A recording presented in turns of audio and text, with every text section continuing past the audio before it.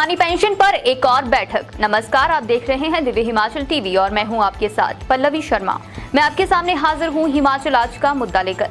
OPS पर हुई high power committee की बैठक में बेशक नतीजा कुछ भी ना निकला हो, पर अब इतना तय है कि सरकार पर एनपीएस कर्मियों का दबाव हावी हो गया है। अब एक और बैठक होने जा रही है और एनपीएस के कर्मी अब ओपीएस को लेकर मॉडल सरकार को देंगे और फिर आगे की रणनीति तैयार की जाएगी।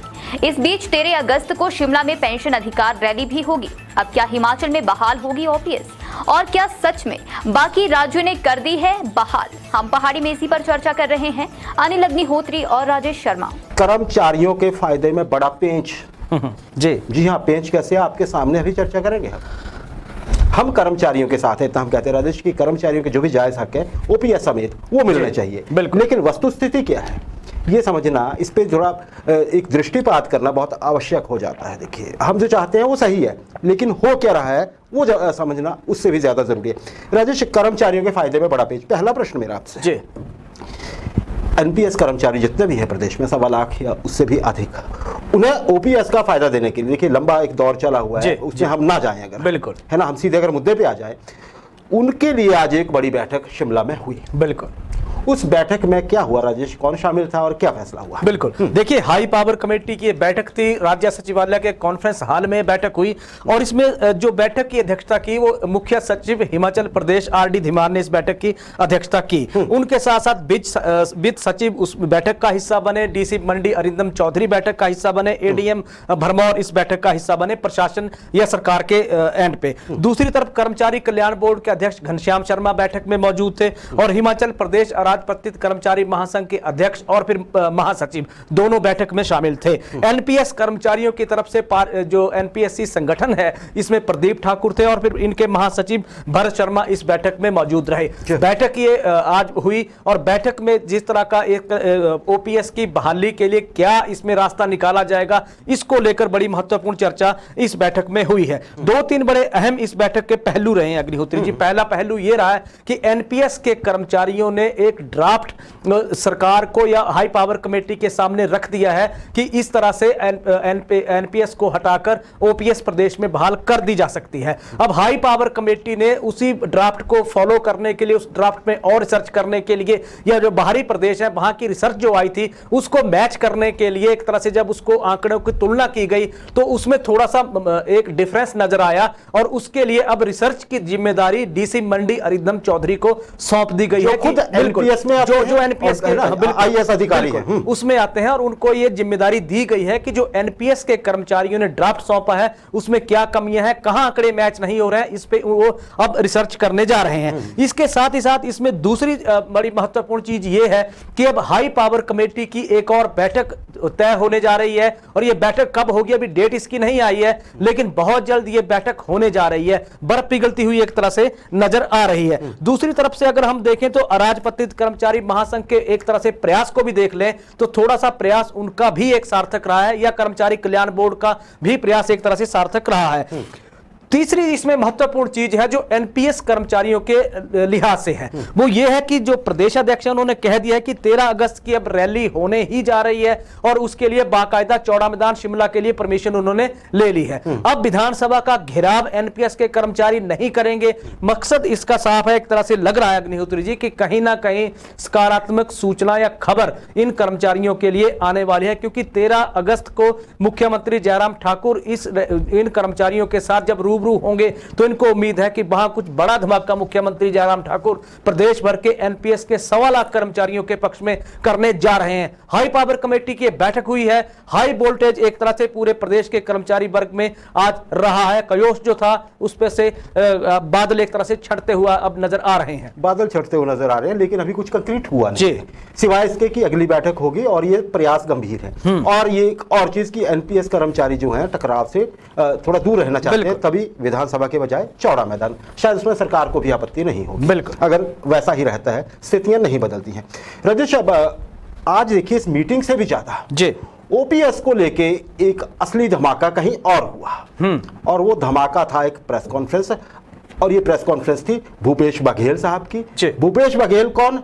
केंद्रीय पर्यवेक्षक जो हैं हिमाचल प्रदेश कांग्रेस के, जिन्होंने इसी बैठक में यह घोषणा की कि हिमाचल के कर्मचारियों को 10 दिन में ओपीएस दी जाएगी जी। लेकिन उससे आगे बढ़ने से पहले ये सुनिए जरा, इस प्रेस कॉन्फ्रेंस के ये क्लिप है। राजेश, ये हमारे state bureau chief Rajesh Malhotra ji हैं जी। उन्होंने ये सवाल किया ओपीएस पे। जरा ध्यान दीजिएगा, भूपेश बघेल छत्तीसगढ़ के मुख्यमंत्री, जिसके बारे में, जहां के बारे में कहा जाता है कि वहां पे ओपीएस लागू हो चुकी है, जरा सुनिए कहा क्या। ये क्लिप सुने जरा।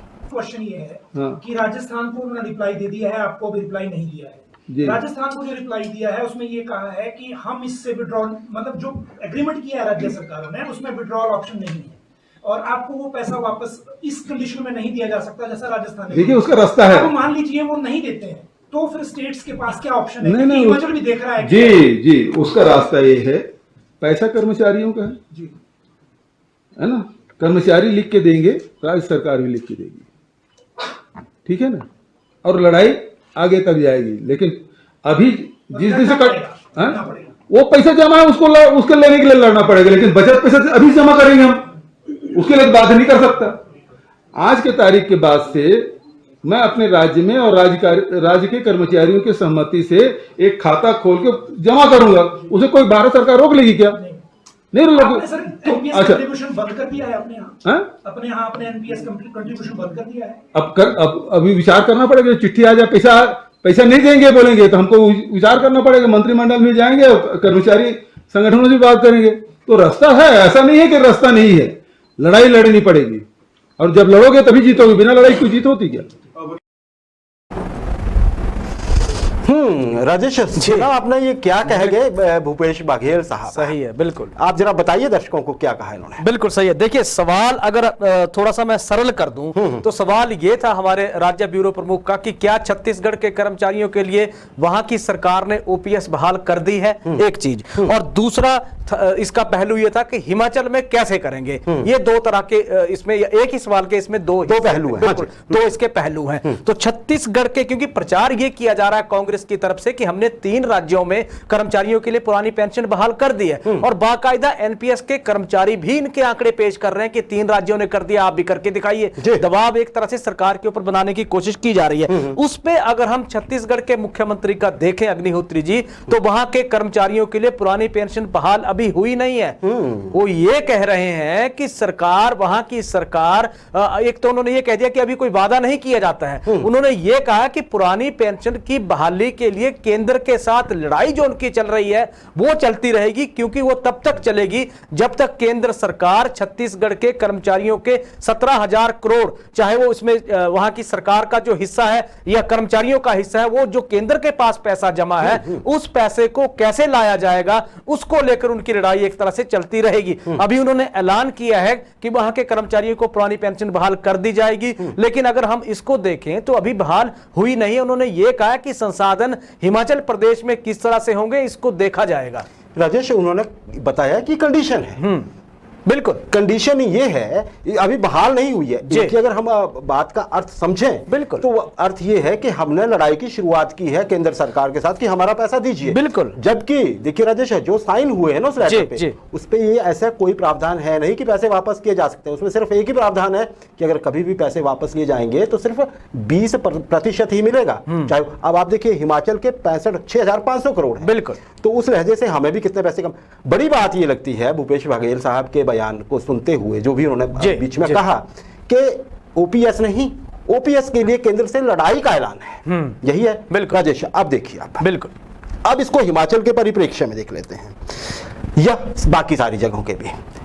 क्या इस बयान से ये नहीं लगता है कि ओपीएस चाहे कोई भी राज्य हो स्वयं अपने दम पे नहीं दे सकता है, केंद्र से पैसा लेना ही पड़ेगा, क्योंकि हजारों करोड़ रुपया जमा है राजेश कर्मचारियों को राज्य के हिस्से। बिल्कुल, क्या लगता है आपको हिमाचल में भी, जैसे मुख्यमंत्री साहब भी तो यही कहते आए हैं ना जी कि राज्य परेशान है। बिल्कुल, तो उसमें कितनी सच्चाई है वो अलग बात है, लेकिन जो भूपेश बघेल साहब ने आज ये कहा, देखिए वो थोड़े तैश में भी आ गए थे जब बिल्कुल उन्होंने बिल्कुल जवाब दिया। बिल्कुल क्या कहेंगे राजेश? बिल्कुल तैश में आ गए थे, क्योंकि सवाल काउंटर एक तरह से सवाल उनसे जब कर लिया गया था तो तैयार नहीं थे, बिल्कुल ऐसा तैयार लगता है नहीं थे, तैश में एकदम से आ गए।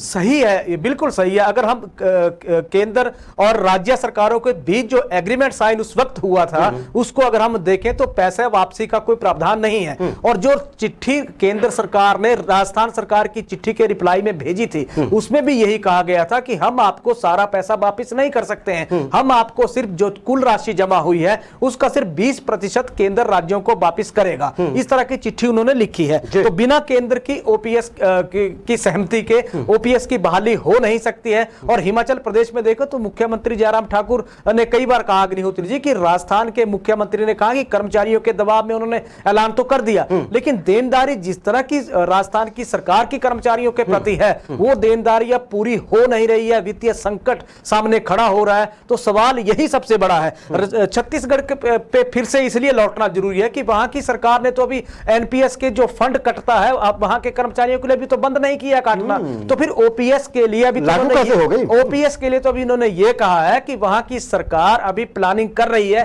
कैबिनेट में इस चीज को लाएगी कि वहां की सरकार कर्मचारियों की सहमति के साथ कर्मचारियों के नए अकाउंट खोलेगी और उसके बाद से उसकी फिर कटौती एक तरह से बंद कर दी जाएगी एनपीएस की। तो अभी तो वहां अगर हम देखें तो कुछ भी पुरानी पेंशन के नाम पे नहीं है, और केंद्र के रहम के अगर हम देखें तो केंद्र की सहमति के बिना एक तरह से आसार नहीं है। मुख्यमंत्री जयराम ठाकुर पहले दिन से यही सवाल एक तरह से सवाल या जवाब इसका देते रहे हैं कि केंद्र से हम बात करेंगे, बीच का रास्ता निकालने की सरकार तभी बात कर रही है। असली देखिए असली चीज वही है राजेश। आप मान लीजिए अब अकाउंट खोल देते हैं, नए कर्मचारी आए हैं उनके लिए तो फायदा हो सकता है, मान लीजिए बिल्कुल, पर जो पीछे के 18-20 साल का जो फर्क है राजेश, बिल्कुल, जो कर्मचारी इस दौर में पैसे कटवा चुके हैं, रिटायर हो चुके हैं, उनका क्या होगा? बिल्कुल तब तक संभव नहीं लगता है जब तक ये। और राजेश मजे की बात ये है कि इन्हीं भूपेश बघेल साहब की अध्यक्षता में कांग्रेस की वो बैठक हुई जिसके बाद प्रेस कॉन्फ्रेंस की गई कि हिमाचल में 10 दिन के अंदर अंदर कांग्रेस जो है सरकार आने पे ओपीएस दे देगी। बिल्कुल सही है, यह बड़ी बात है राजेश। हाँ, हालांकि हम फिर से वही कहते हैं कि हम इस हक में हैं कि ऐसा प्रावधान हो, चाहे वो केंद्र के हाथों हो जरूर हो, कि कर्मचारियों को ओपीएस जरूर मिलनी चाहिए, ये बुढ़ापे का सहारा है। बिल्कुल, लेकिन सच्चाई क्या थी आपके सामने लाई राजेश। राइडर पर भी और राइडर के संशोधित नोटिफिकेशन जो आनी है उस पर भी आज बैठक हुई, उस पर क्या अपडेट है? बिल्कुल सही है, देखिए ये बैठक हुई है, राइडर के जो संशोधित नोटिफिकेशन जारी करनी है, लगातार सरकार के ऊपर भी दबाव है। और इसमें अगर हम देखें तो जो एनजीओ है सरकार की या हिमाचल राज्य प्रतिनिधि कर्मचारी जो महासंघ है उसके अध्यक्ष हैं प्रदीप अश्विनी ठाकुर,